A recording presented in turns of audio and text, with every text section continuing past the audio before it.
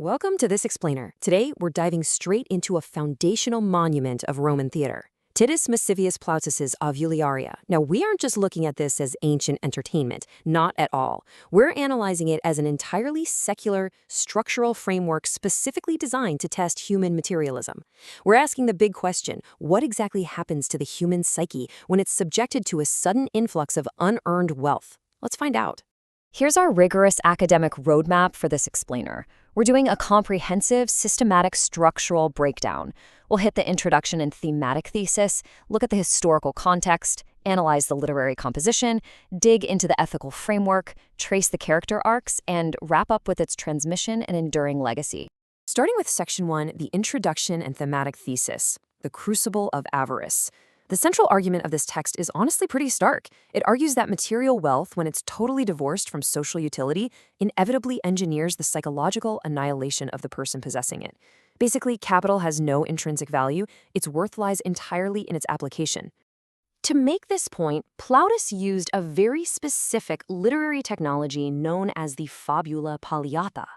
He essentially took the structural scaffolding of Greek meze komodia, or middle comedy, and transplanted it right into the Roman vernacular. But here's the clever part.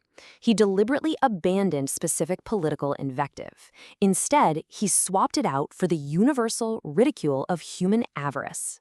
You see this play out immediately in the prologue. The household deity, the lar familiaris, comes out and states he's assigned to preside over news and profit. Now, this isn't theological exposition. Actually, it's a precise, secular, dramaturgical utility. The deity functions as a catalyst, orchestrating a psychological stress test for our protagonist, Euclio, to expose his moral frailty. Moving on to Section 2, historical and cultural context. The Republic's theatrical assimilation. We really have to anchor this text in its specific geopolitical reality. The expanding Roman Republic was aggressively importing and adapting Hellenistic cultural products, right? They were doing this to interrogate their own evolving socioeconomic anxieties, but through a displaced foreign lens. Plautus himself originated from Sarsina around CCLV BC, so he intimately understood the rigid strata of established Roman society. In the Aulularia, he brilliantly exploits this by using the varied treasure as an external destabilizing force. This gold completely disrupts the household's normative economic dependencies and directly threatens the absolute authority of the paterfamilias. The sudden injection of sterile, unused capital literally shatters the domestic order. This high-stakes environment led to a key structural evolution, the diminishment of the traditional Greek choros. You see, the demanding theatrical audiences in Rome required incredibly high engagement and fast action. So stripping away the traditional choros accelerated the plot momentum. It forced the necessary rise of sharply defined stock characters to keep the story moving without any lyrical interruptions. Let's transition to Section 3, literary composition and style, the lexicon of paranoia. Here, we map the text's definitive stylistic transition. The work violently pivots away from elevated mythological tragicomedy and roots itself entirely within the gritty, transactional domestic realism pioneered by Messicomodia and later Neocomodia. The foundational pillar of this whole stylistic shift is the senex avarars, the archetypal miser. Plautus constructs Euclio not just as a greedy guy, but as a deranged philosopher of parsimony. The entire structural architecture relies on weaponizing the highly quotidian realities of domestic life, things like pots, locks, and sweeping, against the elevated, grandiloquent language of tragedy. It's like a profound mythological burlesque made out of everyday household objects. Just look at the structural contrast between these archetypes. Euclio speaks in these frantic staccato bursts. His linguistic output is consumed entirely by the lexical field of possession and loss.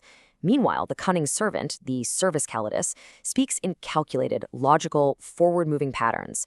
Plautus perfectly unifies poetic style and character psychology here. Syntax literally dictates social function. Which brings us to Section 4, ethical and philosophical framework, the vacuum of parsimony.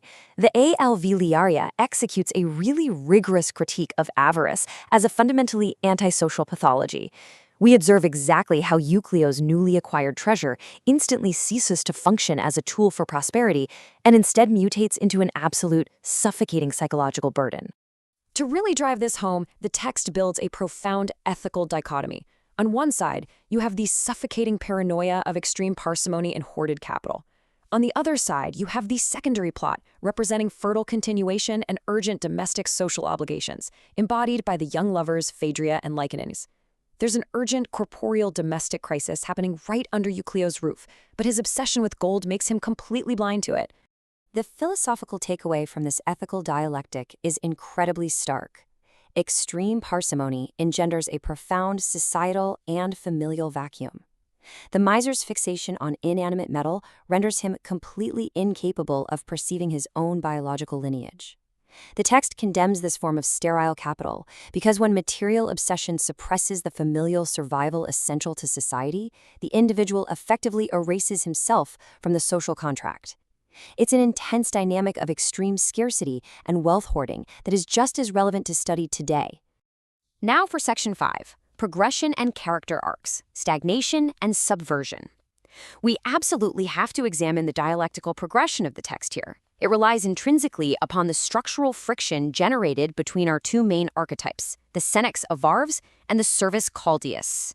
Euclio's character arc is a direct ascent into irrational isolation rooted purely in preservation. He stagnates in a static defensive posture. In sharp contrast, the artful servant is the engine of subversion. The servant prioritizes the aggressive execution of a stratified plot, using clever machinations to dismantle the miser's defenses. It's essentially dynamic action versus paralyzed reaction. This structural conflict finally peaks during the marriage competition for Euclio's daughter. Because the paterfamilias is completely paralyzed by his gold, the text explicitly requires the subversive intervention of the cunning underclass to shatter the deadlock. The servant has to strip Euclio of his material obsession, forcing the compulsory redistribution of the hoarded wealth. This action is crucial. It forcefully yanks the narrative progression away from paranoia and back toward necessary communal integration. Finally, Section 6, Transmission and Enduring Legacy, Reconstructing the Fabula. We have to confront a pretty significant philological challenge when studying this text. The original Plautine conclusion is actually entirely lost to history. This textual fragmentation closely mirrors the degradation observed in the Amphitryon, and it requires modern scholars to rebuild the narrative architecture from external sources. So how do we actually know how it ends? Well, our modern comprehension relies extensively on ancient scholarly apparatuses, specifically the argumenta. These are acrostic verse summaries attributed to later grammarians like Prisciane. These surviving fragments are absolutely vital because they definitively indicate that the play concluded with the recovery and subsequent redistribution of the stolen gold to the young lovers.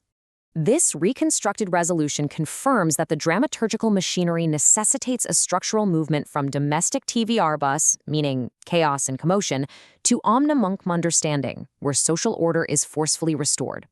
By establishing this specific comedic vocabulary of disruption and restoration, Plautus codified a structural blueprint that would permanently embed itself into the DNA of the Western literary canon. Plautus's enduring legacy makes him a primary architect of the European comedic tradition. His structural rigor survived through late antiquity and directly inspired Renaissance dramatists like Giovanni Battista Gelli and Jacobean masters like Ben Jonson. They integrated his character archetypes to mold faces anew, ensuring the psychology of the miser remained a foundational pillar for theatrical critique for centuries. Which leaves us with a final, rigorous critique of human materialism. When we examine the total psychological subjugation of Euclio, we really have to ask, does the philosopher of the pot actually control the gold, or does the gold, with its sterile, isolating gravity, completely control the philosopher? It's a structural paradox that remains as vital today as it was in antiquity. Think about that as you consider the true cost of uncirculated capital.